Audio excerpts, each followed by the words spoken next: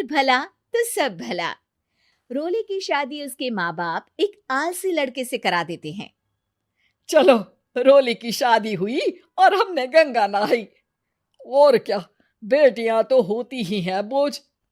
हाँ, पर अब क्या चिंता, उतार तो दिया बोझ तुमने, अब वो लोग समझे। ससुराल में रोली का पति कहता है, देखो, मैं कोई काम नहीं करता, ये बात तुम्हारे मम्मी पापा को बता दी थी मैंने। अब जो किराया आता कार्टून है दुकान धमाका का, को उसी से घर का गुजारा करना सब्सक्राइब है। करें। कभी भूल से भी कोशिश ना करना किसी चीज की डिमांड की। क्या मम्मी पापा को पता था कि आप कोई काम नहीं करते? और क्या, बड़ा अच्छे से पता था। उन लोगों को तो तुम बोझ लगती थी, बोल रहे थे कि बस शादी कर लो और कोई मतलब नहीं है।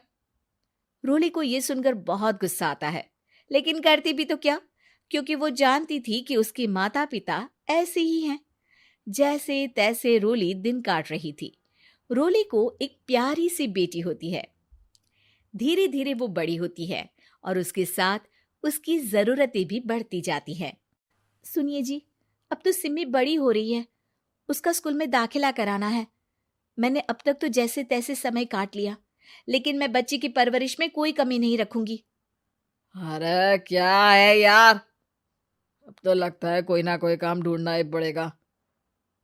अब पति रोज काम की तलाश में जाता और बिना किसी काम के वापस आ जाता। रोली समझ जाती है कि पति के अंदर अब काम करने की क्षमता नहीं है। वो बेटी को उच्च शिक्षा देने के लिए कुछ करना चाहती थी, लेकिन करती तो क्या करती। एक दिन रोली की सहेली कहती है, रोली, मेरी कोई औलाद नहीं है। अगर तू मेरी औलाद को जन्म दे तो मैं तुझे तेरे मुंह मांगे पैसे दूंगी। अरे, तेरी औलाद को मैं कैसे जन्म दे सकती हूँ?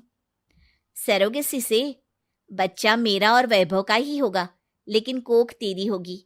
ये संभव है रोली। रोली कुछ सोचकर कहती है, मुझे मंजूर है, लेकिन मैं इसका 2 लाख रुपया लूंगी। अरे कोई बात नहीं, मुझे मंजूर है। रोली खुश हो जाती है कि एक बच्चा पैदा करने का उसे 2 लाख रुपया मिलेगा। वो घर आकर पति को बताती है, वो भी खुश हो जाता है। अब क्या था, डॉक्टर के पास जाकर सहेली का बच्चा रोली की कोख में पलने लगता है। मुझे 20,000 चाहिए मेरे बेटी के एडमिशन के लिए। हाँ हाँ ठीक है, मैं उसके एडमिशन से लेकर सारे खर्चे उसके अकाउंट में डाल रही हूँ। रोली की बेटी का एडमिशन हो जाता है। रोली को लगता है कि वो अब सब कुछ ठीक कर देगी। दिन और महीने आगे बढ़ते हैं। अब एक दिन, एक बात कहूँ जी, काश इस बच्चे कार्टून को मैं रख धमाका पाती। चैनल को मैं अब सब्सक्राइब इससे करें। काफी जुड़ गई हूँ। अरे यार, पता नहीं किसका बच्चा है, अपने पास है ना अपनी मुन्नी। हाँ, लेकिन अब मैं भी इस बच्चे से जुड़ाव फील करने लगी हूँ। लेकिन मैं ये जानती हूँ कि ये मेरा बच्चा नहीं है। दोनों की जिंदगी ठीक चल रही थी, लेकिन कहते ना कि सुख का पल ज्यादा लंबा नहीं होता। एक दिन रोली की सहेली का फोन आता है। रोली, मुझे अब ये बच्चा नहीं चाहिए, मैं अपने पति को छोड़ रही हूँ। अरे लेकिन मुझे पैसों की जरूरत है, बच्चा तुम्हारा है, मैं क्या करूंगी? सहेली बिना कुछ बोले फोन काट देती है, फोन स्विच ऑफ कर देती है।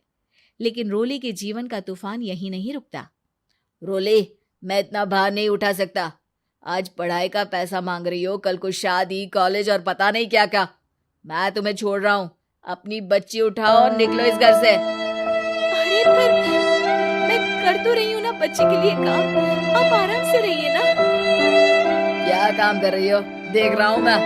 ये छोटा शहर है, यहाँ लोगों को बात बनाते वक्त नहीं लगता। मैं क्या करूं, ज्यादा पढ़ी लिखी नहीं हूँ, कैसे घर के खर्चे चलाऊं? और आप तो काम करना ही नहीं चाहते। हाँ, ना चाहता हूँ और ना ही करूंगा। रोली को पति की बात पर काफी गुस्सा आ जाता है। ठीक है, अगर मेरे जीवन में संघर्ष ही लिखा है तो वही सही। इस वक्त पति होने के नाते आपको मेरा साथ देना चाहिए था, लेकिन नहीं, आपने तो इस हाल में मुझे घर से बाहर निकालने की बात कह डाली। देखो, ये सारी फालतू की बातों के लिए वक्त नहीं है मेरे पास। रोली, जिसकी कोख में किसी और का बच्चा था और साथ छोटी सी बेटी, पति का घर छोड़कर रास्ते पर आ जाती है। रोली के पास मायके के सिवा दूसरा कोई रास्ता नहीं होता। अरे रोली कैसी है? कितने दिनों के लिए आई है? हमेशा के लिए माँ। वो माँ को सारी बात बता देती है। ओए लड़की, इतनी हिम्मत का काम कर लिया। अरे ना ना, यहाँ कोई जगह नहीं है। तुम तो अपना बोरिया बिस्तर उठाओ और निकलो यहाँ से। रोली के पास अब मायके का रास्ता भी नहीं बचता। वो चुपचाप बच्ची को लेकर जा रही थी कि उसे दर्द होता है और वो डॉक्टर के पास चली जाती है और फिर वहां वो एक प्यारे से बेटे को जन्म देती है। कितना प्यारा है, कितने अभागे हैं इसके माँ बाप जो इसके पैदा होने पर भी नहीं है। तभी वहां डॉक्टर आ जाती है। रोली, बच्चे के पिता तुमसे मिलना चाहते हैं। आपका बहुत बहुत शुक्रिया। मैं इस बच्चे को पालूंगा, भले ही इसकी माँ ने इसे छोड़ दिया हो, पर मैं अपनी जिम्मेदारी निभाऊंगा। तो क्या आप मुझे इसके पैदा करने के लिए जिन पैसों की बात हुई थी वो भी देंगे? हाँ, और साथ ही आप चाहें तो मेरे घर में रहकर मेरे बच्चे की देखभाल भी कर सकती हैं।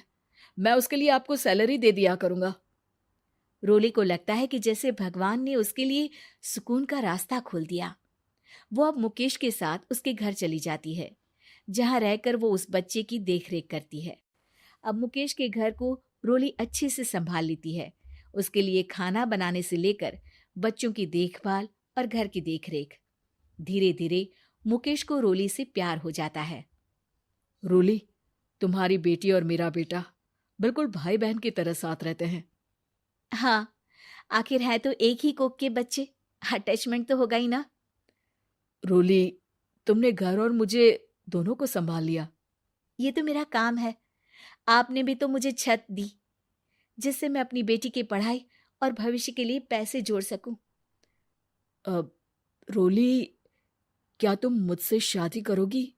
अब मैं जानता हूं तुम्हारी भी शादी कुछ खास अच्छी नहीं रही। रोली को मुकेश की बात ठीक लगती है। वो उसे हाँ बोलने की सोच ही रही होती है कि उसके पहले पति का फोन आ जाता है। रोली, मैं बहुत परेशान हूं। मेरा एक्सीडेंट हो गया है। मैं चाहता हूं तुम वापस आ जाओ। रोली को पुराने पति की चिंता होने लगती है। वो सोचती है कि वो क्या कर रही थी। हाँ हाँ ठीक है, मैं आ रही हूँ। हाँ रोली, आ जाओ, लेकिन बच्ची को कहीं हॉस्टल में छोड़कर आना, क्योंकि मैं नहीं चाहता कि हम लोगों के बीच फिर से वो सारी बातें हो। रोली को समझ आ जाता है कि पति आज भी सुधरा नहीं है। वो पति के पास जाने से इनकार कर मुकेश को हाँ कर देती है।